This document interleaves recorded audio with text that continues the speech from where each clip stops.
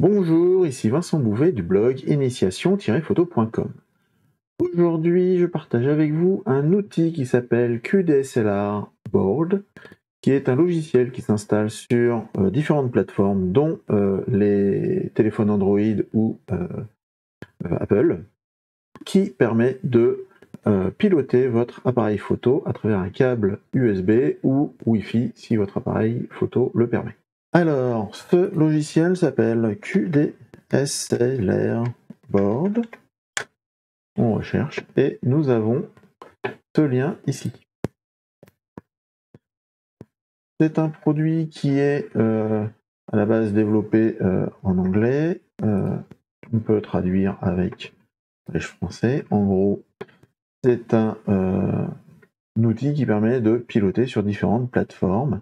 Et lorsque l'on va sur téléchargement, on peut y avoir accès depuis l'Apple Store, depuis Google Play, et avec les différents manuels. Et puis on a les versions Windows, Linux, OS X, Raspberry Pi.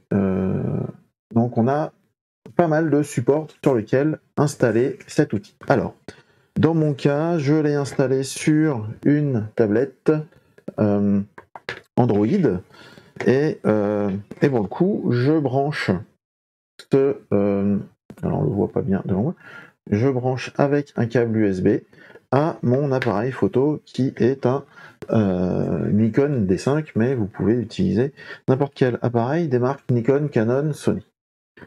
Donc voilà comment c'est branché. J'ai un câble USB qui se trouve là, il suit, et il branche directement sur ma tablette.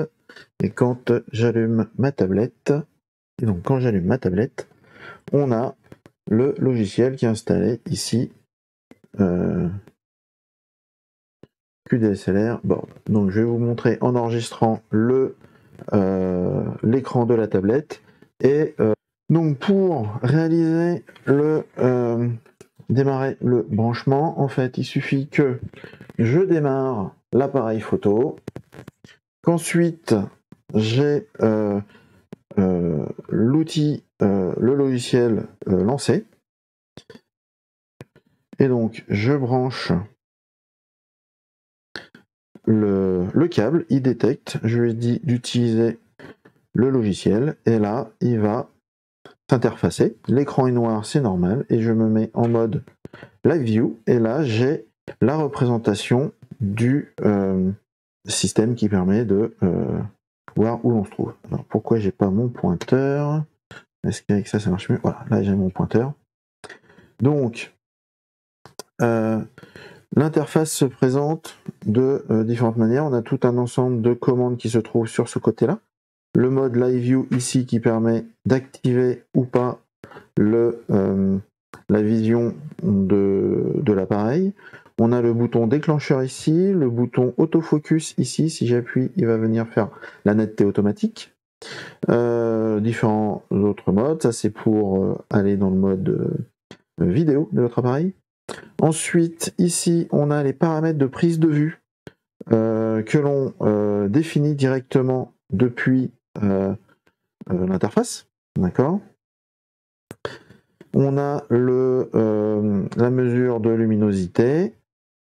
Ici, on a savoir si on veut paramétrer la caméra en mode esclave. Le mieux, c'est de rester en off. Le nombre de photos restantes qu'on peut enregistrer dans l'appareil photo, le niveau de batterie, le mode plein écran. Et là, on est dans le mode Live View qui nous montre ce premier menu avec pas mal de choses. Donc, on ne va pas tout regarder. Et le deuxième menu où on a encore d'autres fonctionnalités assez complètes.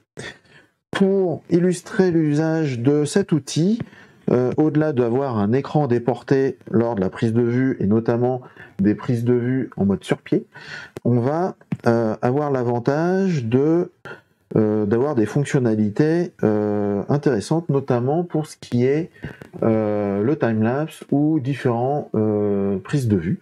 Et ce que je vous propose de voir, c'est le mode Focus Stack. Focus Stacking qui permet, dans ce cas là par exemple, ici, si on se place ici, qu'on fait la mise au point, on voit qu'on est net ici, mais on est complètement flou là. Et ça, c'est la problématique de la profondeur de champ.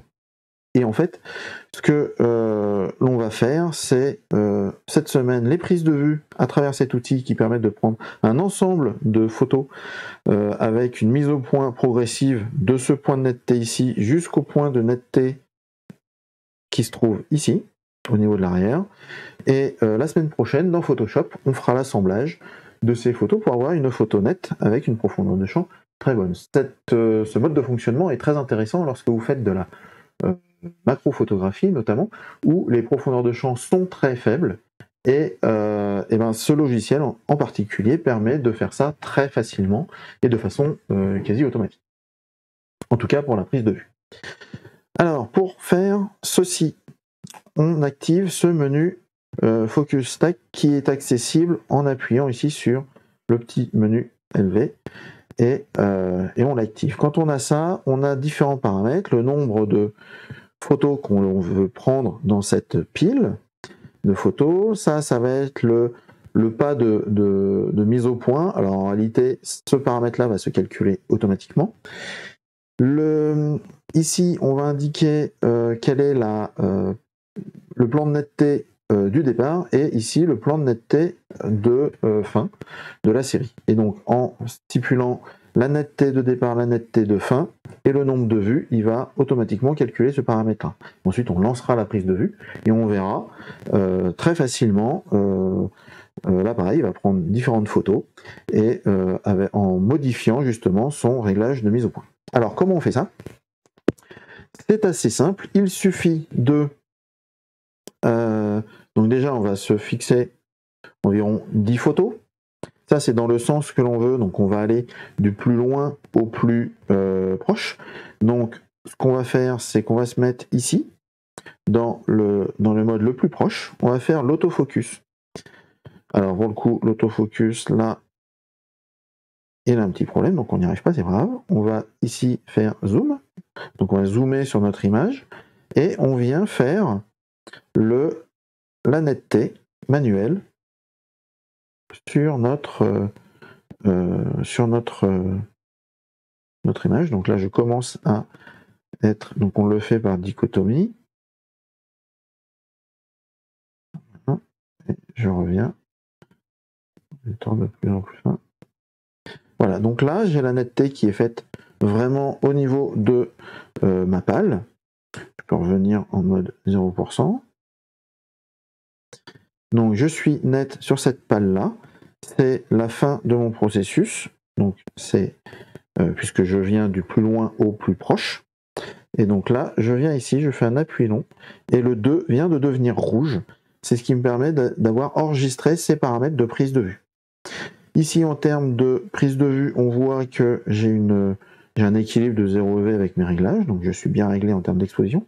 Et maintenant, je me mets de l'autre côté. Je fais surtout pas d'autofocus, puisque sinon ça me réinitialise ces paramètres-là.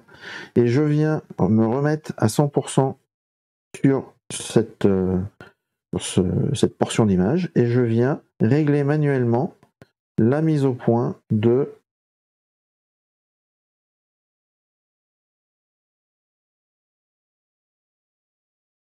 ma photo. Donc voilà, je suis dans le bon mode de mise au point et je viens enregistrer en 1 si j'avais besoin. Maintenant, je reviens sur mon point global, donc 10 photos. Je lui dis que le point de départ, c'est mon point de netteté actuel. Je veux que mon point de départ, mon point final, c'est le réglage 2 qu'on avait enregistré ici, c'est-à-dire devant. Donc là, je pars de maintenant à 2. Donc le fait d'avoir enregistré sur 1 n'a pas d'utilité en soi. Et maintenant, j'ai plus qu'à prendre les prises de vue, et vous allez voir, il déclenche mes photos avec, au fur et à mesure, on voit que la netteté évolue petit à petit. Et à chaque prise de vue, on voit que la netteté se fait de mieux en mieux jusqu'à ce que la dernière photo, donc là on est sur la prise de vue de la photo. Je ne peux pas zoomer ici, peut-être comme ça, voilà. Hop. Donc là je le fais avec les doigts. Et on voit bien que ma dernière photo, elle est bien nette. Et si je déplace mes prises de vue, on voit bien que la première, elle est Bien-être aussi, alors c'est peut-être pas la première là. En tout cas, on a toutes les photos enregistrées directement avec cet outil. Donc ça, c'est vraiment un usage très intéressant de cet outil, puisqu'il permet de réaliser des différentes photos avec des plans de netteté différents. La semaine prochaine, dans Photoshop, je vous montre comment assembler ces photos pour avoir l'image, cette même image, mais nette, du bout de l'aile ici jusqu'au bout de la queue à cet endroit-là.